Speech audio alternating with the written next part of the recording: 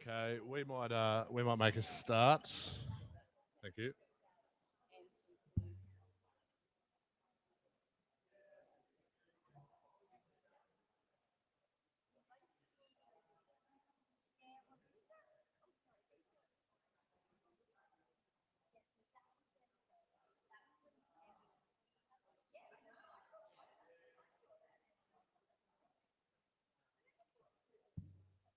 We might make a start.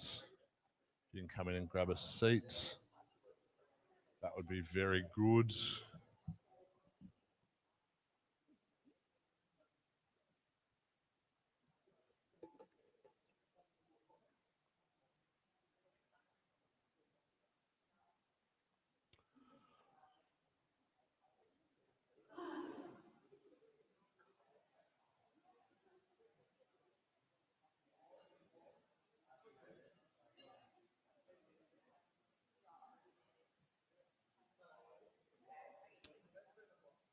Rightio, we are going to make a start, so please sit down. I'm not looking at anyone in particular. Kathy. Um, so just so you're aware of what we're doing, we're going to make a start now. As people trickle in, they're welcome to. We're also recording this because there's a few people have asked for that, and it'll be parked on our YouTube page. Alone, coming in, excellent. Before we begin and I hand over, I just want to invite Dave and Kathy up.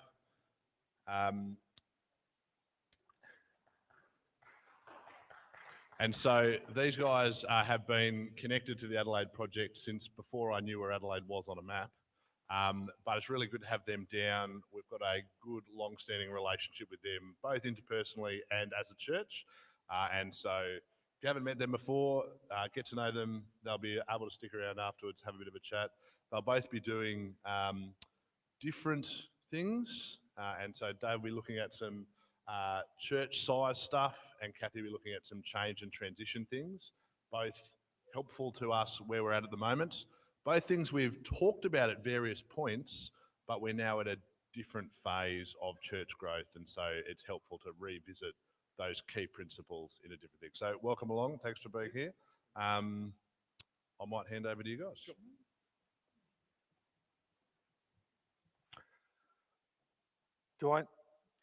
I'm just talking. It's all fine.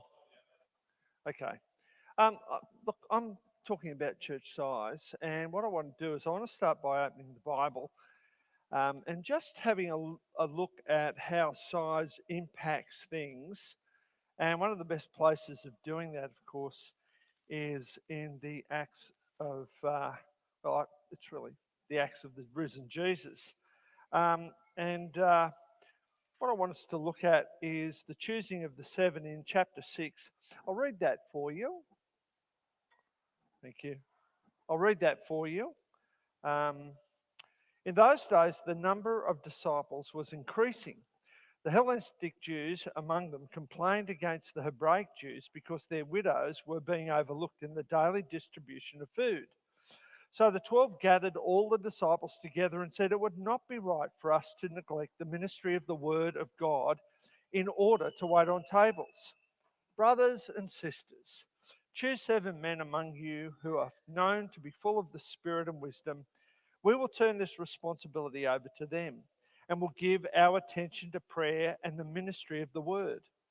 This proposal pleased the whole group. They chose Stephen, a man full of faith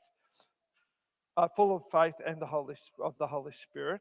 Also Philip, Prochorus, Nicanor, Timon, Parmenas, and Nicholas from Antioch, a convert to Judaism.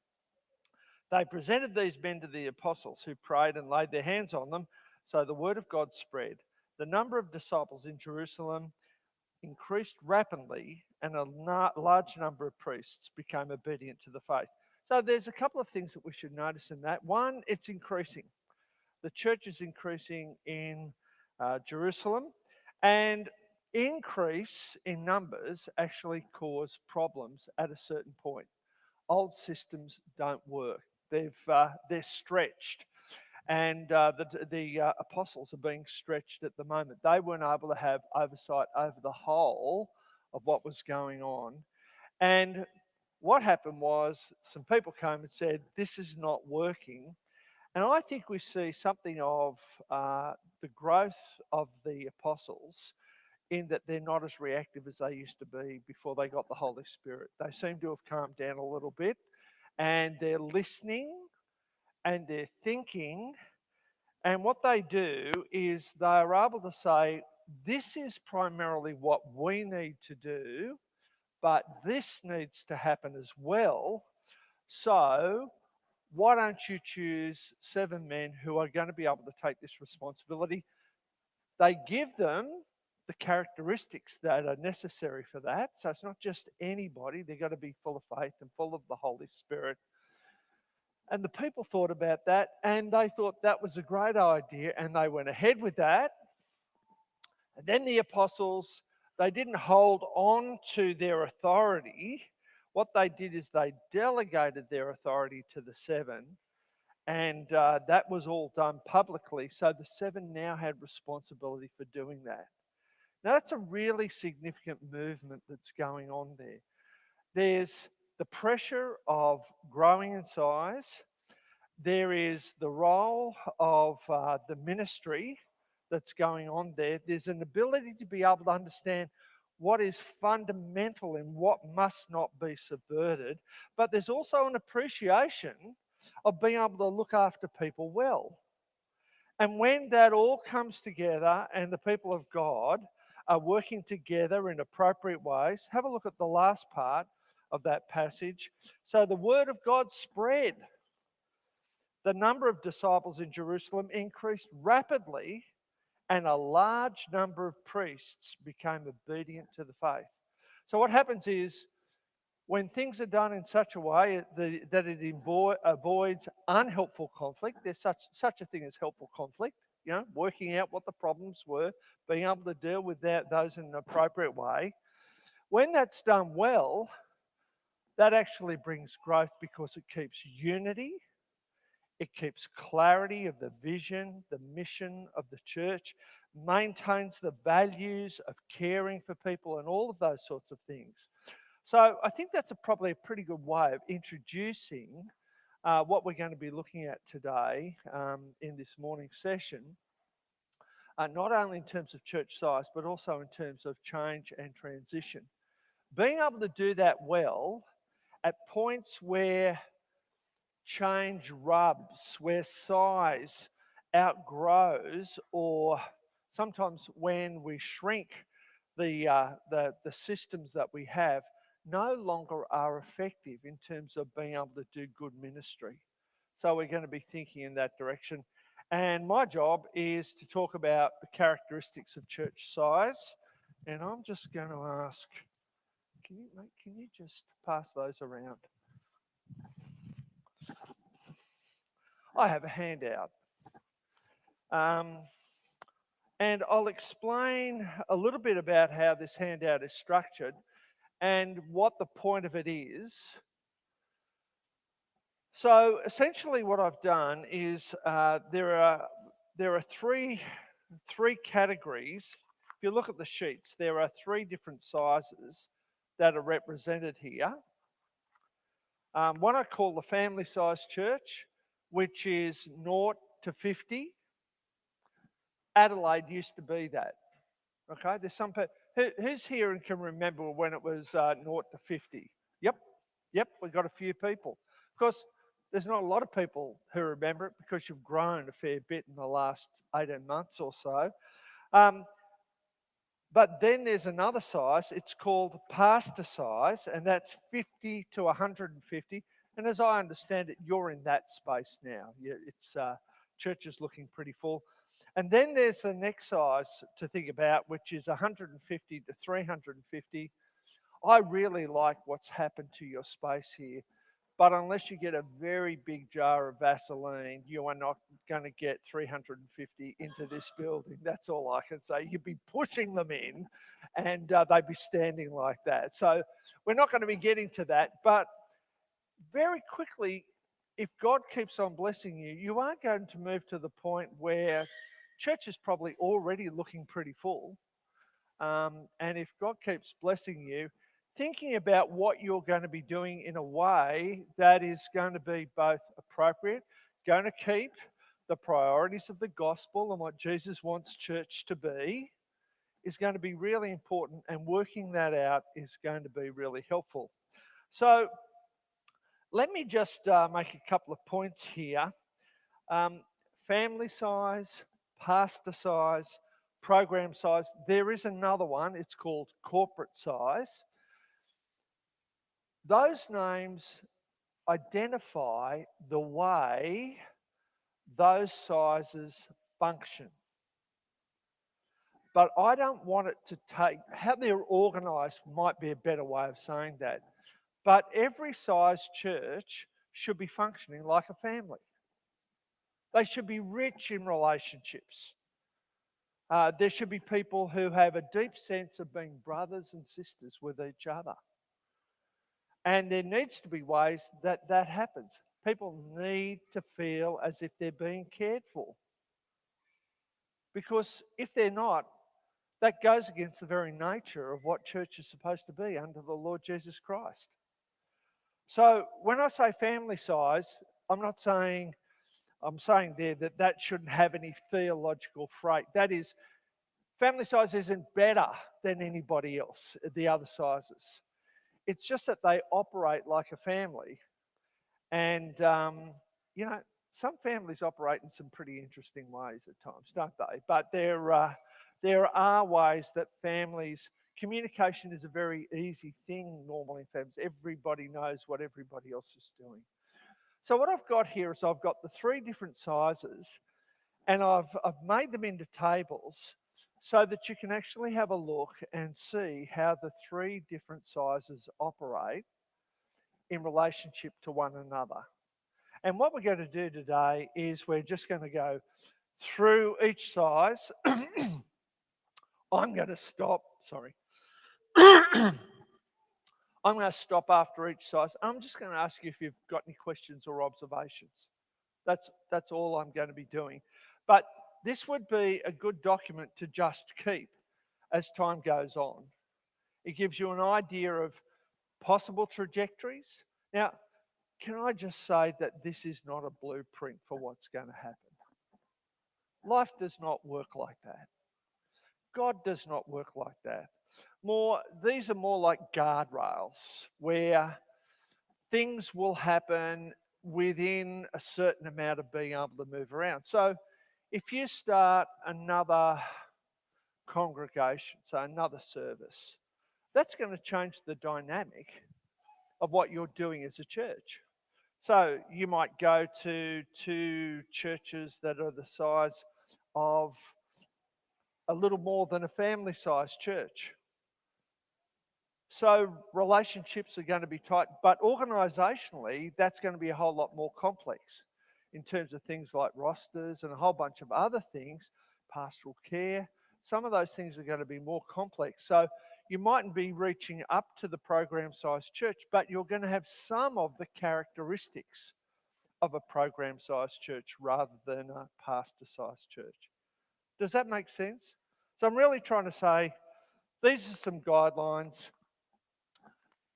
Moses didn't bring these sheets down from Sinai, okay? So, it's got Dave Thurston on the bottom, so that's saying, okay, we take it under advisement, really. That's just, we need wisdom, and we'll read through this. So let's have a look at the first one. Turn the page.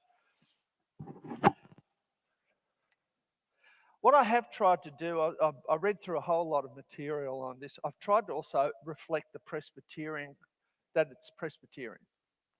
So there's a role. How's the session operate? How's the committee of management operate? And sometimes even how the denomination interacts with churches of different sizes. Now, this is my experience.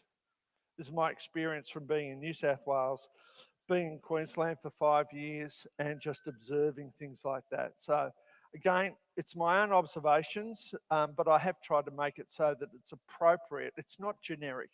A lot of it's not generic. Let's have a look at it. Church characteristics of a family-sized church. The family-sized church is often one that has been stable for many years with little change in membership. It behaves and communicates like a family with clear parental figures of matriarchs and patriarchs, which make sure the minister doesn't take the congregation into new destabilizing directions. New ideas are viewed as luxuries, which the family-sized church can't afford. The congregation doesn't back the minister against the matriarchs and patriarchs. There is historically a high turnover of ministers. This can be seen by the matriarchs and patriarchs as not only normal but preferable. So, what I mean by that is, often what you'll do is you'll see this regular, it's almost timed. So, a minister's been there for 3 years, and people are wondering when he's going to move on, because everybody's moved on after 3 years. And so the matriarchs and the patriarchs see that as preferable because that keeps the stability going. If a minister stays too long, he might actually destabilise what has been happening for the last 50 years. So the family-sized church is incredibly stable. Long-term ministry is unusual. It doesn't matter in the family-sized church if things are done in a laissez-faire manner. We are family. So if somebody gets up the front and they lead the singing in a family-sized church and they're not in tune, nobody really cares, because we're family. And if people don't like it, they don't like us. And we're okay with that. Now, that's an extreme example, but that's sort of the idea. Laissez-faire is okay. People not reading the Bible well, that's okay, because we're family. There's little expectation that new people will come, and if they do, that they will stay. The family church is often operated as a small family business. Okay? The role required of the minister by the church, he is a chaplain. It's a pastoral role. Look after Sundays, possibly Bible studies, but he's not being asked to come up with any strategies that are going to destabilise the church. New ideas are not required. Thank you very much.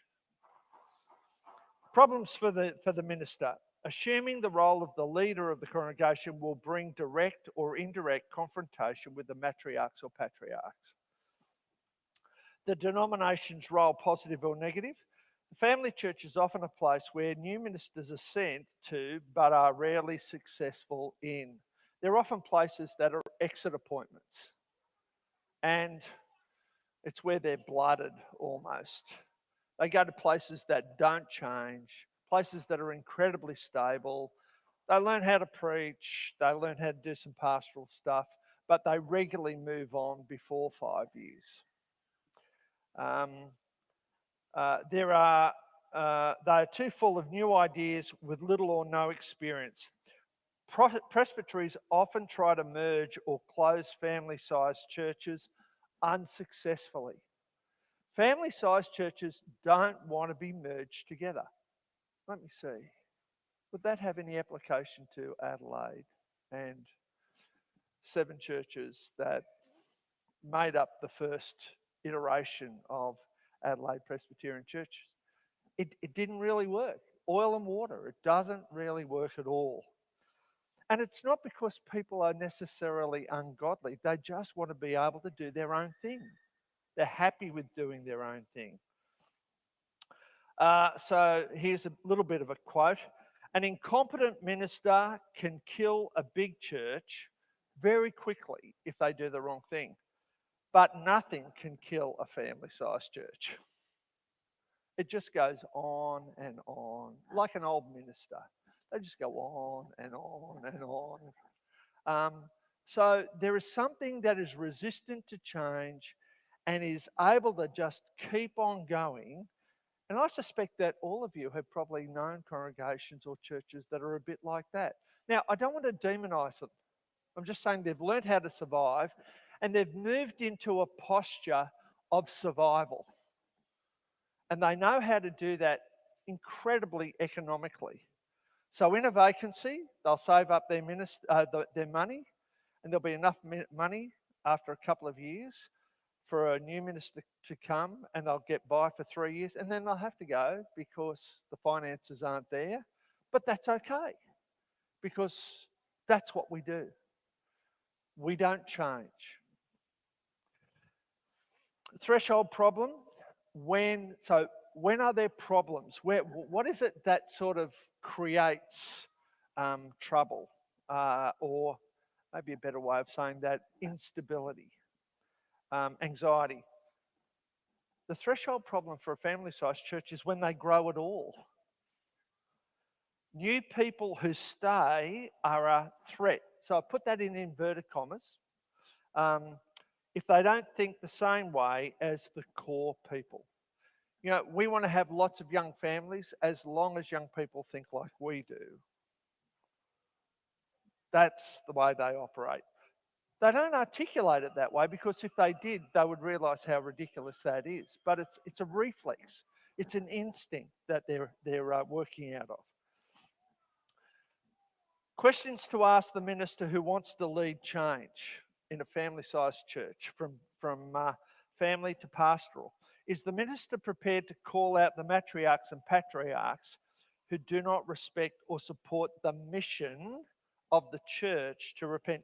Not the minister's mission, Christ's mission. Okay, so it must not be personal. It may be taken as personal. That's a different issue. But it's saying we are slaves, we are servants of Christ.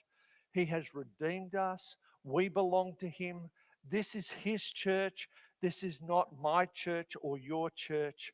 We are people who exist to be a community within a community, who display the glory of God in our lives and in our community. And these are some of the things that we need to address. Is the minister prepared to lead the congregation through the anxiety of complexity? That is, events and structures that don't include the whole family. So the way the family church works is that everybody sort of operates together.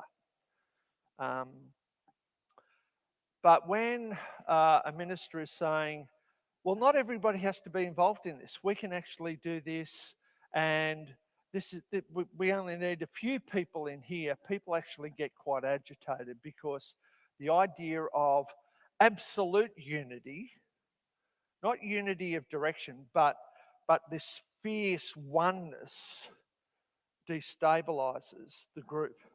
Third thing is the minister prepared, and has he the relevant skills to stay courageous, calm, connected, and true to Christ's values when met with aggression, or more likely passive aggression? So one of the things that is most easy to do in terms of resisting anything in a family-sized church is that the leadership does nothing. They don't have to be angry. They don't have to be outraged. They don't have to think up new ideas about how to counter this. They just do nothing. It's very effective. And they've been doing nothing for a long time. They are Olympic, sort of skilled at doing nothing. They just want things the way they are. Now, please hear me. I'm not saying that that family-sized churches are always operating like this, but they often operate like this. We joined a church. We had a church of about 80, and we joined a church of about 20, and they were completely different. They were not like this, but they were unusual.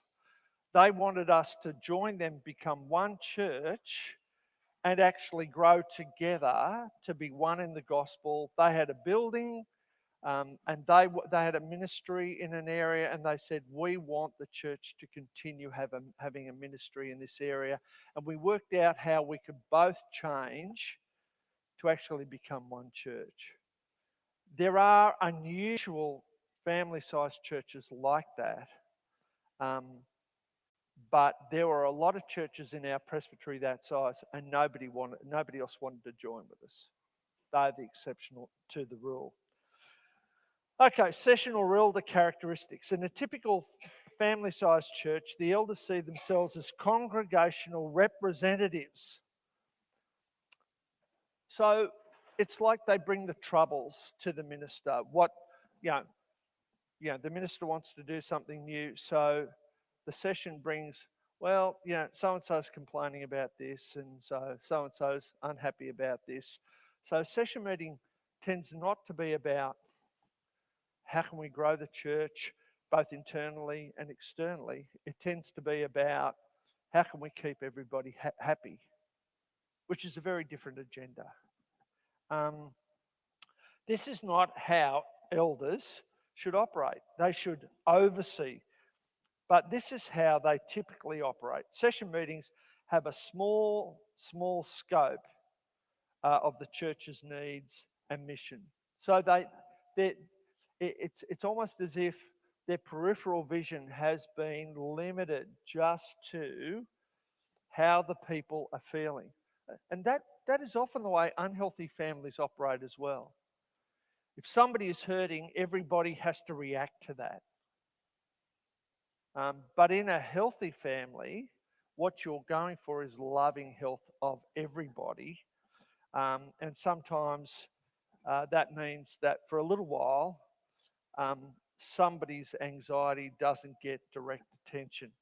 The Committee of Management, normally composed of a few people who have populated the Committee of Management for many years.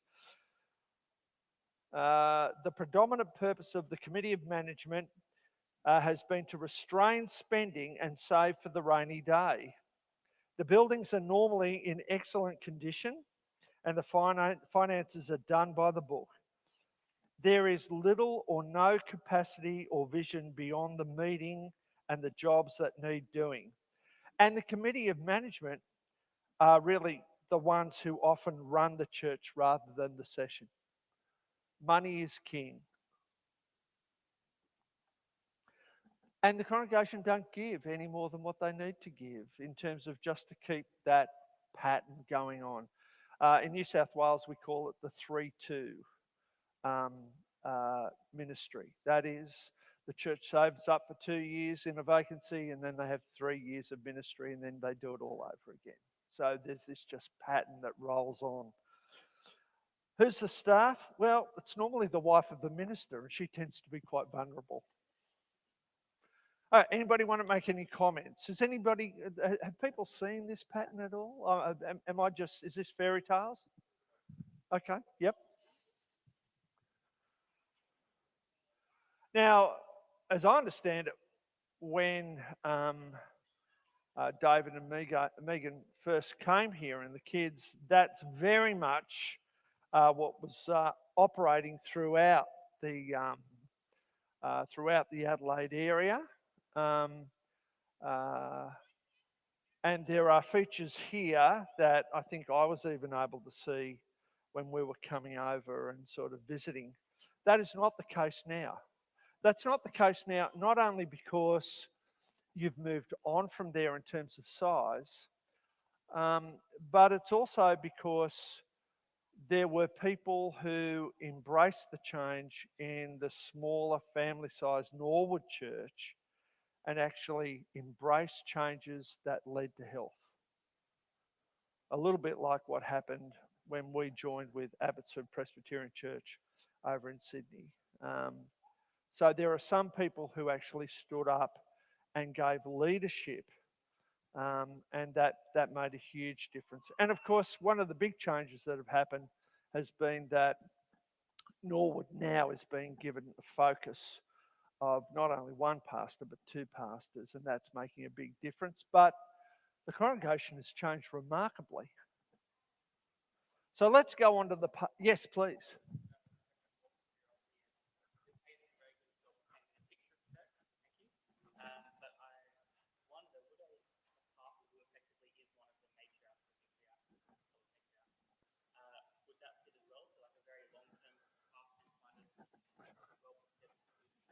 Yep. So, one of the ways that a pastor can destabilize a family sized church is they actually stick around for a long time, they, which may mean that they get a part time job and they start developing a set of relationships in a community that are independent of the matriarchs and the patriarchs. And they start coming in either through evangelism or some sort of attractional sort of, yeah, we want to be part of a church that's going to be doing this. Now, you can see what's going to happen though. At some point, there's going to be conflict. Now, by conflict, I don't mean, there's going to be body bags, and we'll have to get a wet team in or something like that. I don't mean that. But what I do mean is that at some point, there's going to be issues that have to be addressed about what direction they're going to go in. And that's where what I've said is to stay courageous, to stay calm, to stay connected and true to Christ's values. So it's not about a power play, that the minister and the elders have to develop that. Another church I know where change happened that was a small church was where an interim moderator came in and took on the committee of management who were behaving in terrible ways. That ended up at presbytery because the people in the committee of management brought that about. They complained to the presbytery. The presbytery came in and sacked them all. Now, that is quite unusual for a presbytery to do that. So what I'm saying is there are things that happen, and the other job of the interim moderator was to say to the session, to the elders, this is your role. You need to step up to doing what God is calling you to do. So when the new minister came, he continued to do that, but interestingly enough, he had to fight the same battles all over again. So if you're being motivated by, I've got to wrestle this church off the matriarchs, that is the wrong attitude for the minister to have. This is Christ's church. We are all his servants. So that's the language. This is not the way brothers and sisters should behave. We should love one another. I want to listen to you. You need to listen to me. Let's read the Bible together. It's that sort of thing. It's a long-term process that goes on. And if anybody comes in as the minister and thinks that in 6 months, suddenly revival is going to break out, they're probably being a little bit unrealistic, I think. Yeah. Okay, I'm going to look at the pastor-sized church. Turn the paper. Turn over. 50 to 150. As I understand it, you're in that space right now, okay? And you've got into that space pretty quickly in terms of the last 18 months. There's really been a movement forward in terms of that. So again, speed of change is one of those elements that you've got to take into consideration. And Kath will be doing a little bit more of that when it comes to change and transitions. So let's have a look at this. Church characteristics. A pastor-sized church needs good communication from the minister and the leadership circle. The church will be supportive if served and led well. The church likes to think of themselves as a family where they and theirs are known by everyone. Now, I'll bring something else in here. So there's a thing called a Dunbar number, okay? So there is a psychologist called Dunbar, and he says that basically group numbers are things like 7, 15, I think the next one is 30, but then 50, then 150, okay? Two of those numbers sound a little bit similar to what we've been talking about. 150 is the size of a village. 150 is the number where I can be known by everyone and everyone can know me to some extent. Probably my name, probably a little bit about me. They recognize me. So 150 is about the size of a village It's the size where people can be known. And they can be known especially by the pastor. The pastor tends to be not the center of the church because Jesus is the center of the church, but he's at the center. And he tends to know people's stories. He tends to know their backgrounds. He tends to know, he's ministered to them. But the church broadly also know each other as well. And they know some people better than others. Remember, 7, 15, 30, 50, 150. So growth in church normally will depend on popularity, on the popularity and effectiveness of the pastor. So you're behind the line a little bit with Davo. You know, really, you got to sort of, you're burdened with that one. But new people will most likely meet and know the minister pretty quickly. So let's think about the role required by the minister, by the church. Pastor. Members hope to have their spiritual needs met by the minister. He is readily available for personal crises, usually at the centre of the pastoral church, surrounded by a small group of leaders of ministries and the formal structure of denominational leadership, so the session and the com. There's delegation of authority, there's a recognition of gifts, skills and abilities of others are being noted, are being utilised. But that in itself also brings a complexity and has to be addressed as you move from the 50 to the 150.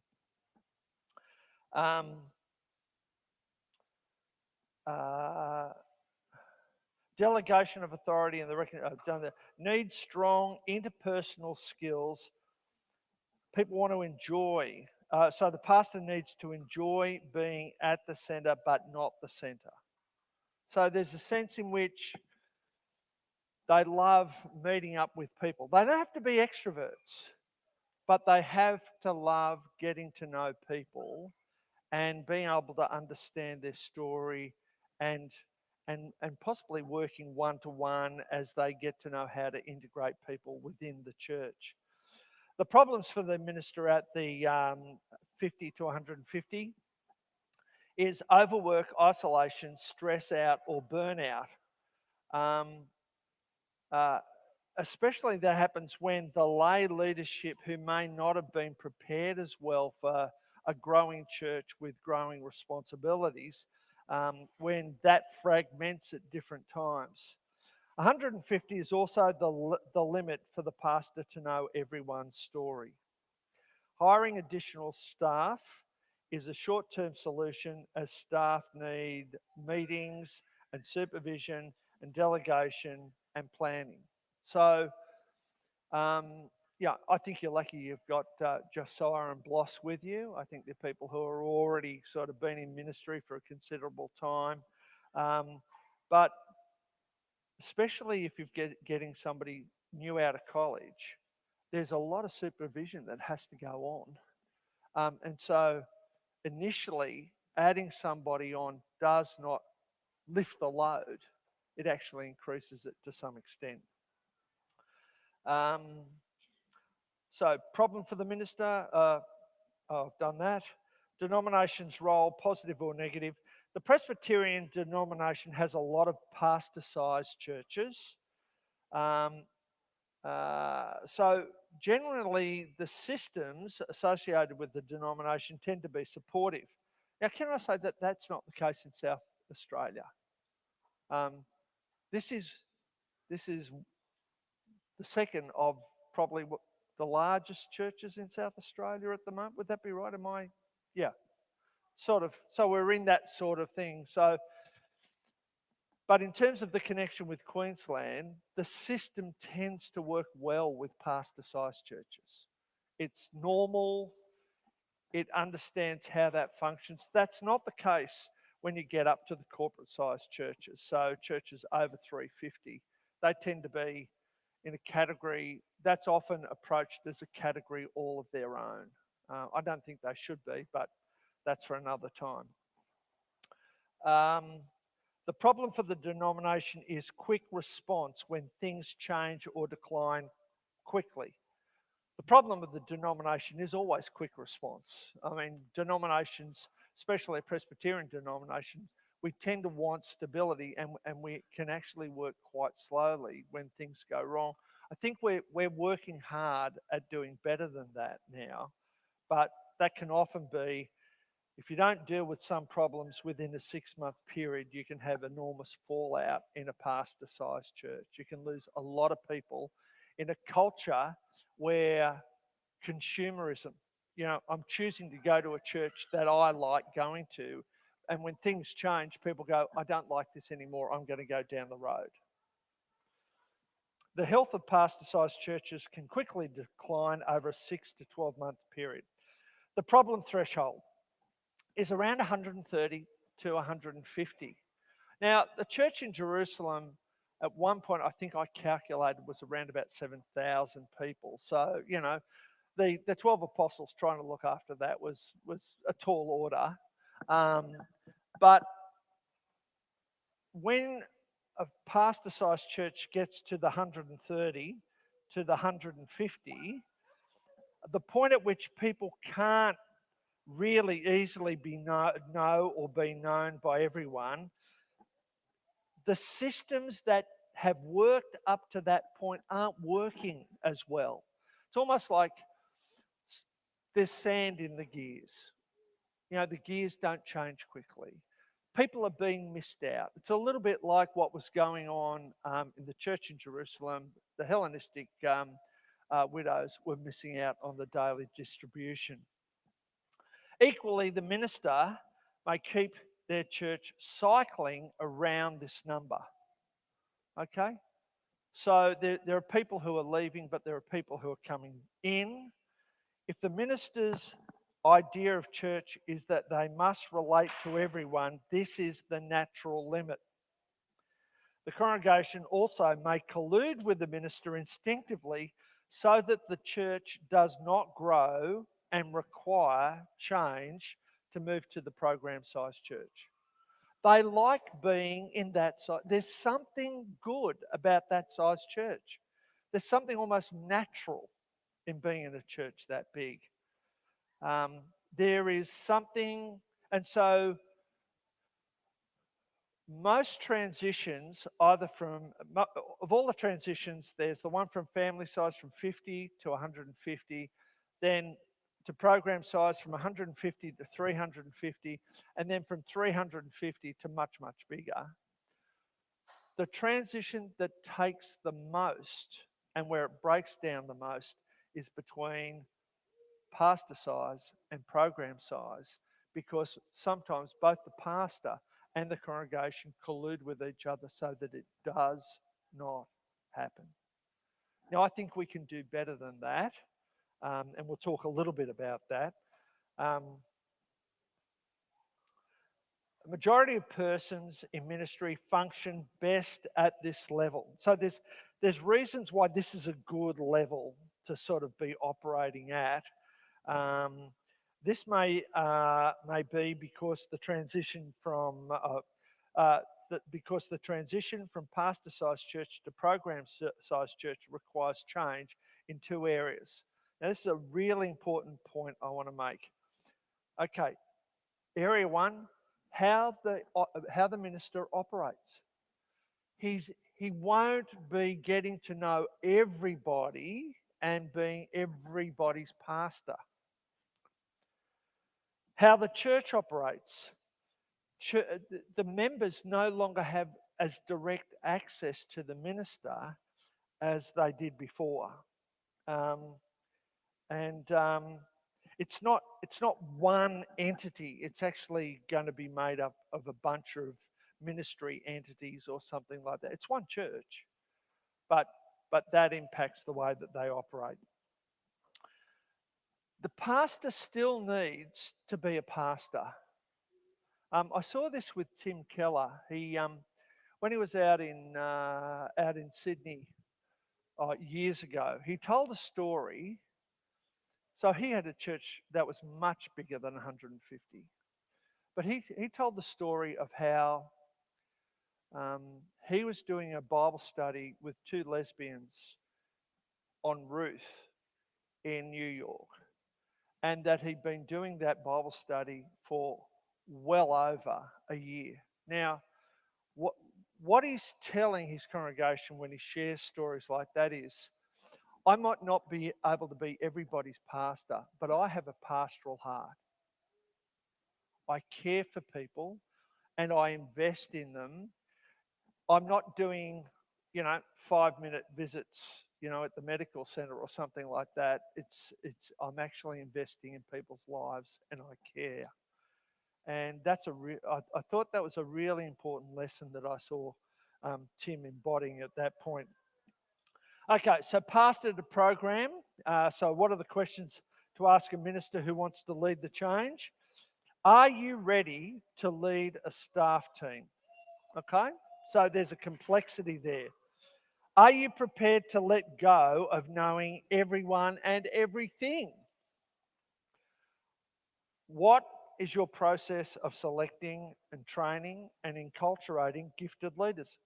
And not just um, people who are being employed, but from the congregation. Are you prepared to give more authority to leaders? Remember what we saw in Acts? That the apostles gave authority to the seven to do something. They didn't say this is ours. They said this is yours now. You need to work this out. Have you worked out a process of regular support, encouragement, and overview of the leaders and the staff, but also of the congregation as well? Everybody needs to be cared for. Are you prepared?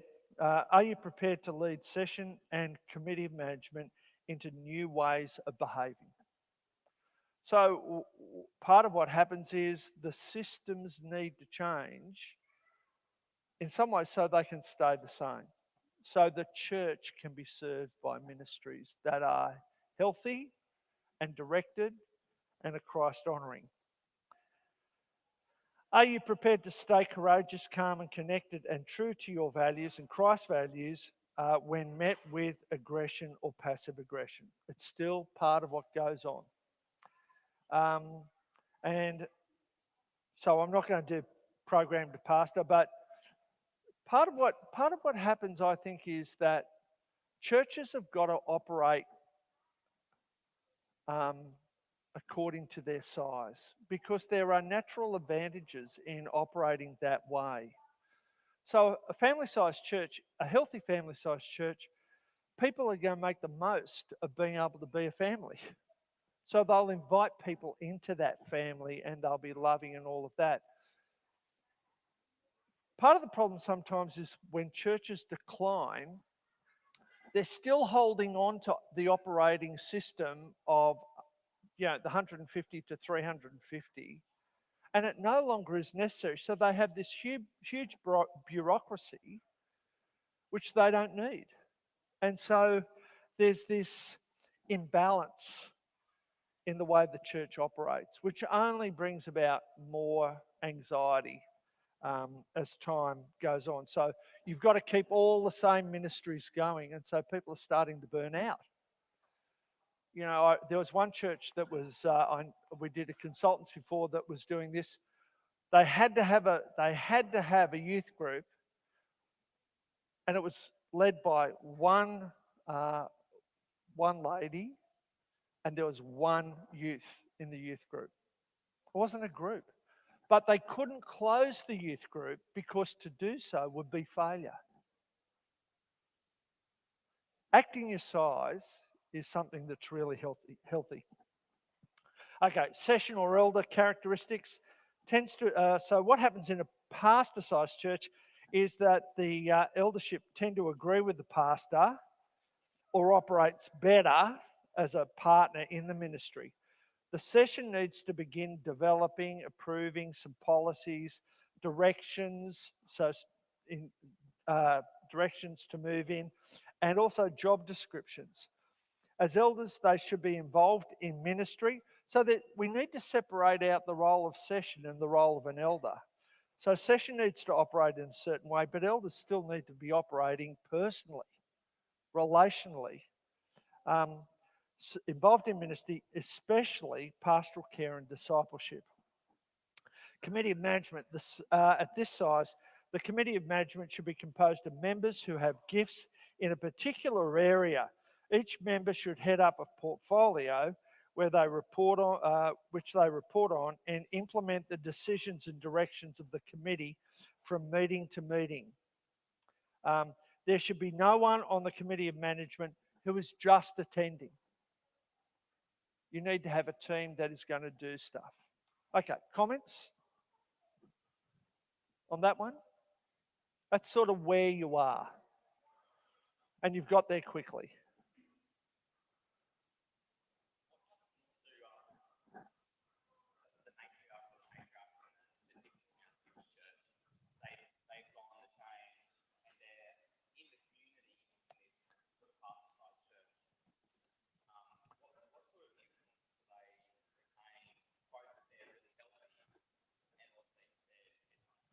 Yeah, excellent question. So normally what happens is with the matriarchs and the patriarchs, as you move from family size to pastor size, either some go and some stay.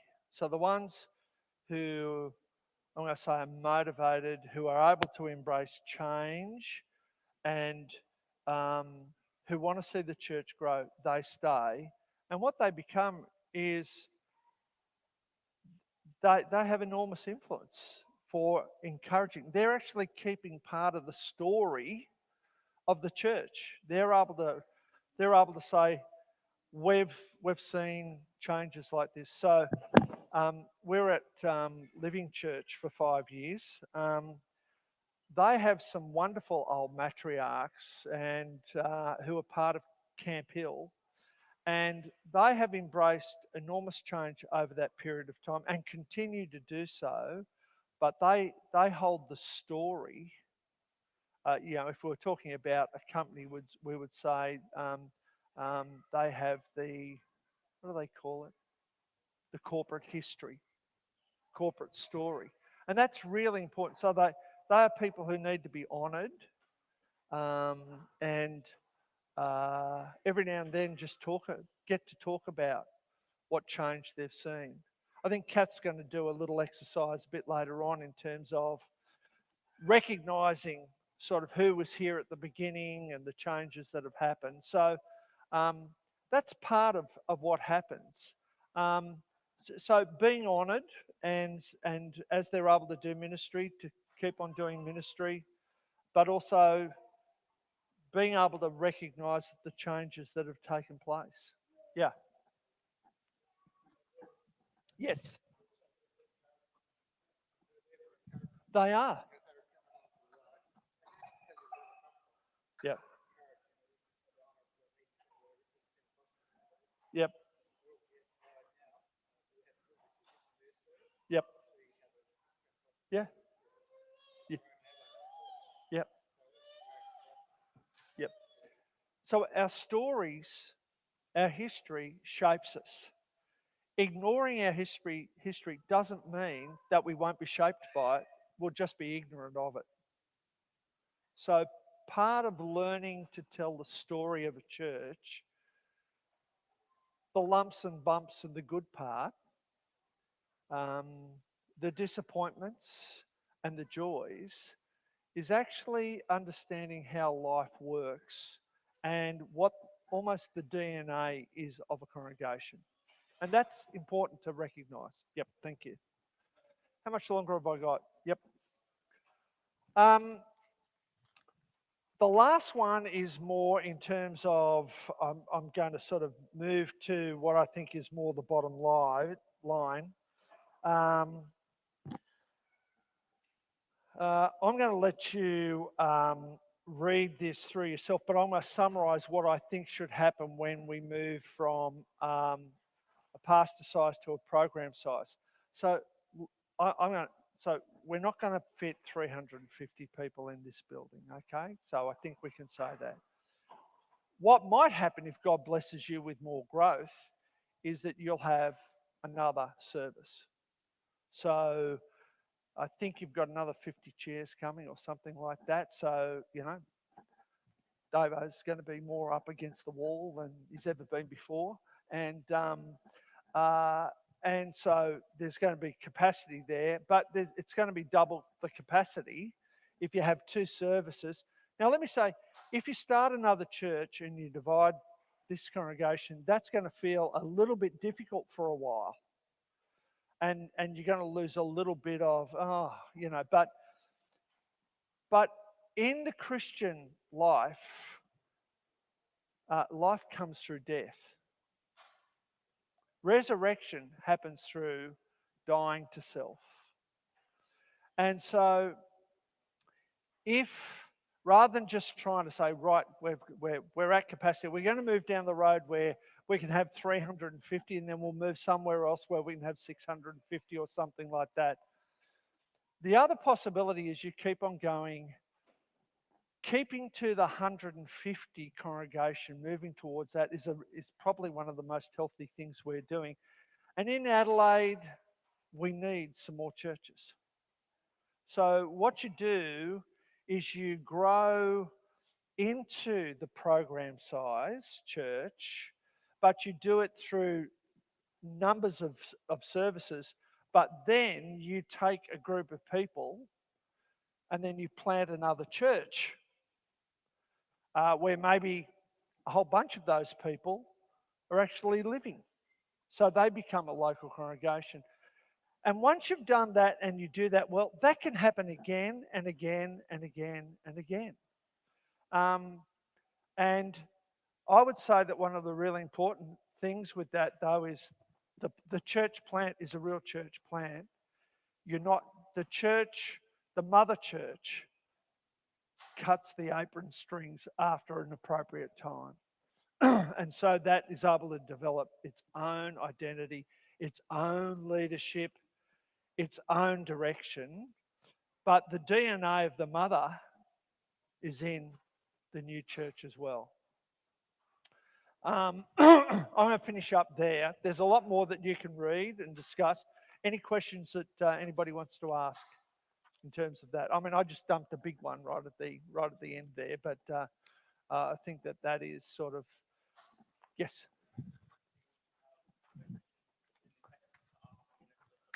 Yep.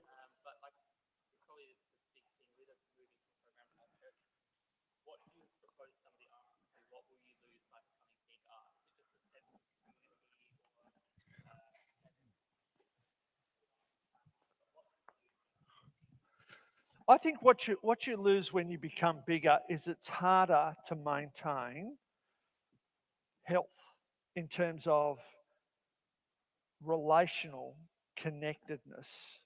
And I think that it's easier for people to come as consumers. It's easy for people to come and just go, good kids club, good youth group, I'll turn up, I'll throw plenty of money in the plate. But I don't want to actually be accountable, be known. I don't want that. And so what happens is you build the big fringe. And so many churches now have got big fringes. So being able to stop that from happening is going to be hard work. And it's actually got to be part of not only strategies that sometimes the staff or other people in the church work at, it's actually got to be part of the culture of the church. So where you are now, growing a healthy culture is the most important thing that you can do, because there's a saying that culture eats strategy for breakfast. So who you are, how you operate instinctively will be far more important than let's have 4 more people on the welcoming team. Yeah. So thinking that way is the really important thing. Okay. Anything else? Finish there? Great. Are we going to have a bit of a break now? Go straight into Kathy.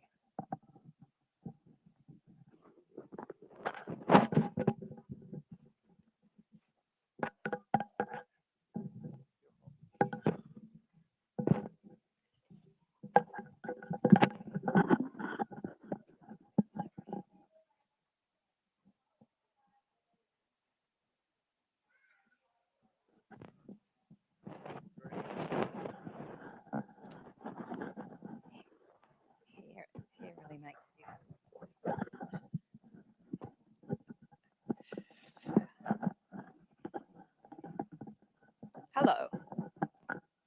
Sorry, is that better? Is that right? Yep. Here's in the way. Let's see what we've got here.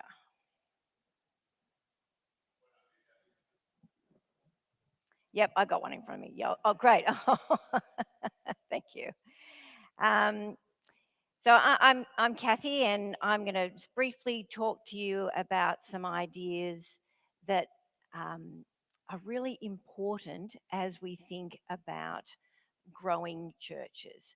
Um, Change and transition is something that happens around us, but being able to understand a little bit of what is happening to you in the middle of it can help you to be ready for that, to help you to be less anxious about the changes that you're seeing around you, but also to help one another to move through those things that are going to feel a little bit uncomfortable for you. So we call this change and transition, and I'm going to talk a little bit about um, what that will be like for you as your church grows, but also to think about the sorts of things that will help in leading others through change. So we're going to briefly just think about this in order for you as Norwood, as you grow in numbers, you are going to experience this change and transition adjustment. And this is going to help you to know what to expect, but also to help others along the way. So, just a couple of questions to get us into this space. What are some of the normal life changes that you've experienced? Throw out some. Moving house, yes, very much in your forethought at the moment. Yep. What other sorts of things? Birth, deaths, and marriages. Yes, yeah. Perhaps maybe other people experiencing your death might be something, but yep. Births, deaths, and marriages. What about in the church context? What are the sorts of when you think change in church? What are the sorts of things you've experienced, whether it's here or somewhere else? Yep. So overseas cultures, you mean coming in? Yep. Yep. That changes the way we do things, doesn't it? Yep.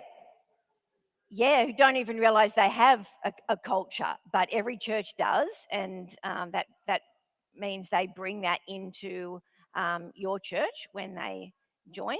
Yep.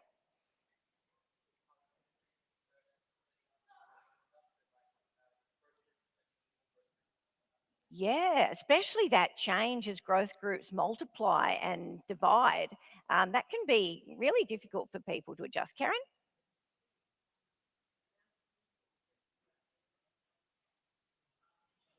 Yeah,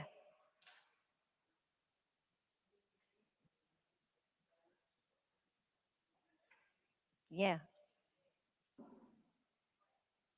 Yeah, so you're already experiencing that, are you? And you used to be able to catch up with everybody at morning tea. Now it's not like that. And there may even be weeks where you know there's new people, but you haven't got round to even saying hello to them, let alone learning a little bit about them. That's that sense Dave's already talking about, that you don't know everybody anymore and they don't know you. And that feels a little bit weird and it can feel a bit impersonal. So certainly having more in-depth conversations after church can just really be very different.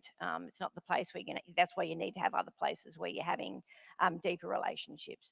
Okay, so um, let's have a look here at, uh, oh, one more question before we start. Do you know whether you like change or not? Are you aware of whether that's something you get excited about or something that makes you a little bit fearful? Um, Working that out, you'll work that out pretty soon if you haven't already. But knowing that and then being able to face that, I think, will be helpful in the change and transition that you'll be experiencing at church.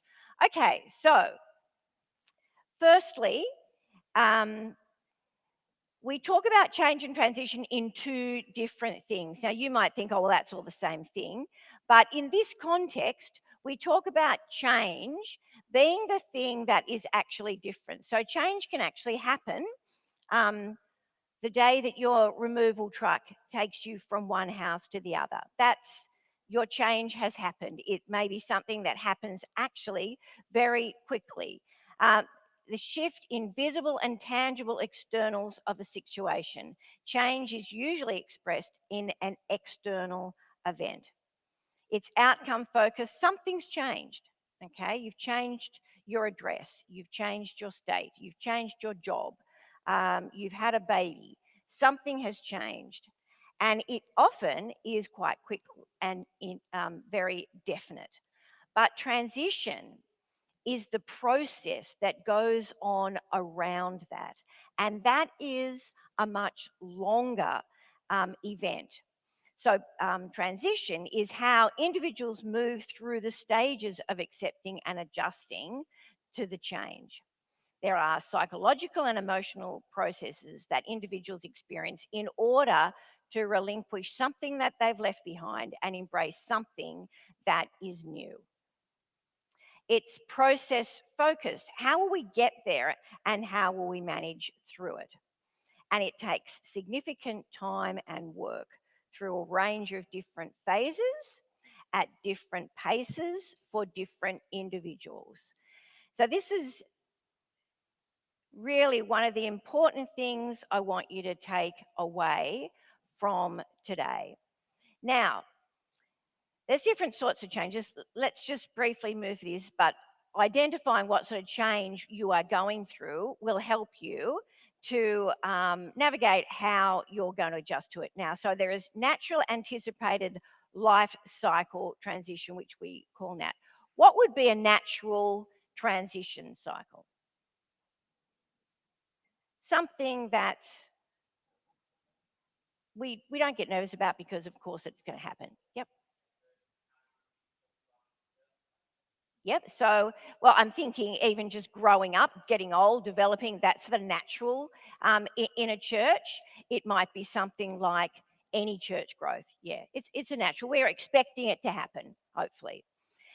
There's vision energized transition, known as VET. What's something in your natural life stages? What's a VET situation?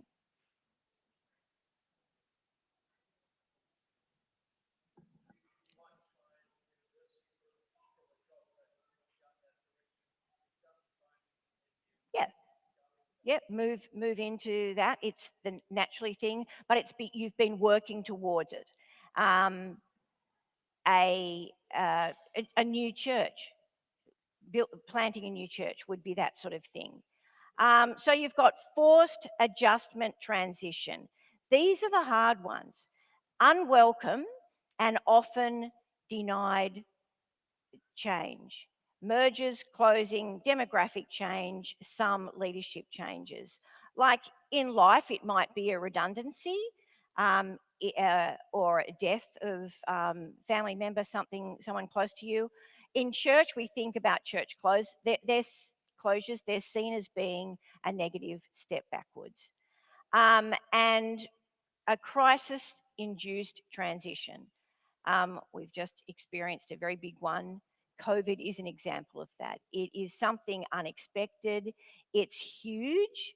It might result from conflict, misconduct, death, or a critical incident. We had a church burn down in our first parish just overnight. That's happened. It changes everything. It's a crisis. But we're going to talk about the way, as I said to you, that processing change is going to be different for every person. And it's made up of 5 various stages. And you hopefully will recognize these. The first one is letting go of something old. The second one is grief and loss. So it's about feeling the emotions of what you have let go, of the old thing that you are losing. Thirdly, there is a neutral zone where you might be moving out of the letting go towards the embracing of something new. You can feel disengaged in this stage. It can go on for a long time. It's disorienting.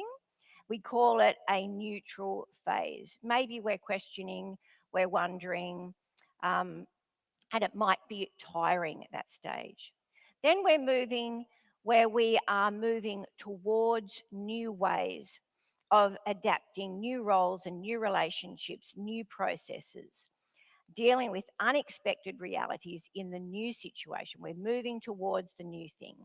And we're going to then, the fifth stage is embracing that new, investing emotionally in the new situation that we are moving towards in terms of personal commitment, in terms of connection, engagement, reintegration, and that will be an energizing stage. Now, thinking about a life transition you might be in at the moment, which of those stages do you think that you are at? Do you recognize the letting go? Do you recognize that there is grief and loss in some of those things that you are letting go? Are you sort of disengaged? I'm not there, but I'm not here either. Um, are you beginning to connect with your new environment? Or are you there? Are you committed, engaged, and focused on that new thing? All right. Where do you think you're at, Josiah?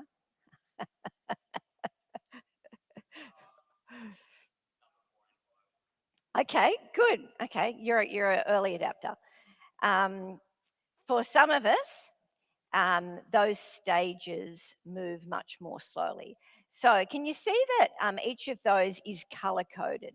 And that's because in our next slide, we want to have a look at how different people move through transition. Okay. And you might like to recognize the sort of person that you are. And maybe this time, think about the changes that we just heard Karen talk about what it's like after church. Maybe think about the changes that are happening here at church and where are you in adjusting to some of that change. So, this is an interesting diagram, and I want you to think about the colors that we just saw. So, that first, let's call it a maroni color, is a letting go of things of the past.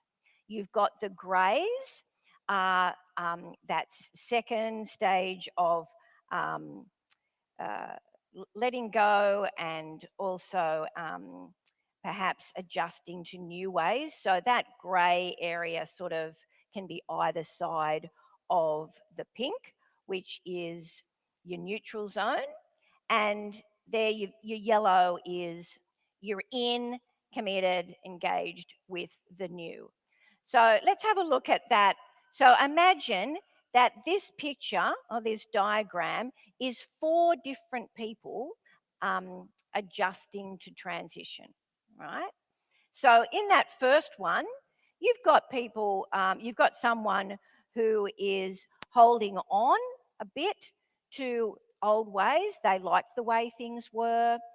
They've got then quite a bit of grey where they're letting go. They've got a very short period in that neutral zone. Then they've got a longer length of time as they get used to what that change might be that they're embracing. And then they're there, they're in to the new environment. Let's skip to that third one then. You've got, can you see that they haven't got any uh, holding on to the old stuff, all right? They might be people that have come into a church in change that haven't been there before. They haven't been there longer term. So they don't have old stuff connected to this congregation that they might be wanting to hang on to.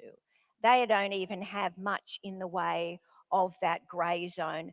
They hop straight into the neutral zone. They're getting used to stuff. They've got a very short period of reconnecting with new stuff, and then they're there. They're very quick to move in to the changes that are going on. But what about that fourth person? Maybe that's someone that has been in the congregation for a very long time. They liked the way things were. They're struggling with letting go of the old past. But then once they do let go, they're moving quite quickly to something new. So think about, well, where are you in that sort of transition? Where do you think you are? What sort of a person are you in terms of adjusting to change? So this diagram, I'll skip through this, but this shows you then on a much bigger scale the sorts of, we've just taken cross sections from that diagram to show you the sorts of ways individuals might transition. Okay, just finally, before I just bring a few conclusions together, leading through transition is a unique leadership opportunity, but comes with lots of challenges. So, when we are leading groups of people through change and the transition that results following a change event, the task of effective leadership varies through the transition period and requires insight, patience, and resolve on the part of the leader of a church. These are the three things it requires. It requires clear, visionary leadership, so someone who can cast a vision and bring people along with that vision. But it also requires pastoral leadership.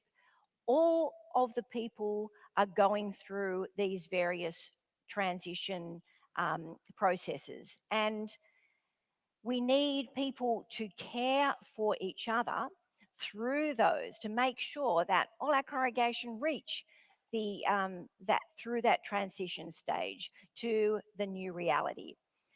But also, we require leaders who can help organize that change, who are able to see the changing needs of ministry teams, of small groups, of eldership, leadership.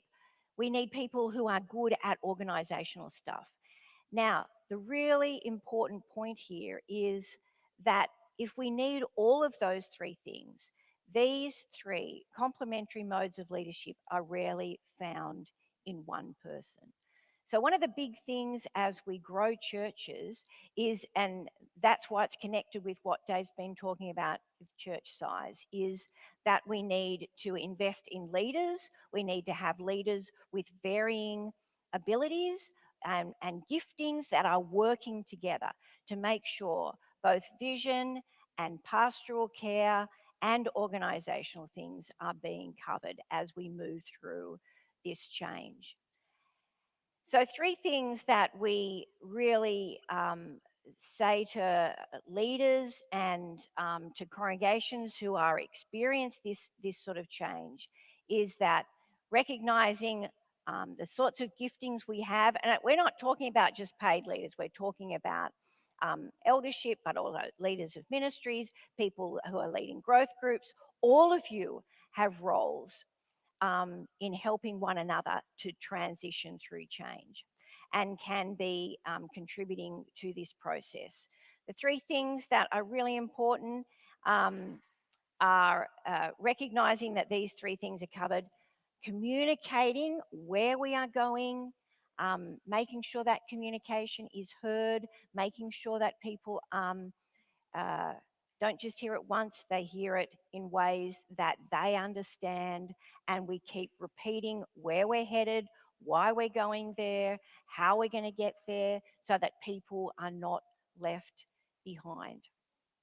And finally, just remembering that if you are in leadership groups that are championing change, you're going to be streets ahead of the people who are just hearing about change in the congregation. So just remember there's a gap between your rate of accepting change, because you've been part of making the decisions about it. You've been part of implementing the time frame and how we're going to do it. But your average person who has not been part of that decision-making process will need extra time, extra communication, and when you're out there ready to do something, they'll be still tagging along and need to be brought along with you with patience and compassion. So that lag is really important for those in leadership positions to remember. Okay, so that's some brief things about transition. I'd love you to think about something you've learned that might help you in your own life stage transition, but also as we think about transition in the church environment, what do you think makes it hard in churches for change to happen? But what's one way that you might be able to help? So that's what I want you to think about as you go away. All right. We're right on 10:30. Are we going to have a cuppa? I think if people want to ask questions about that sort of stuff, then come and do that over a cuppa. That might be the best idea. Thank you.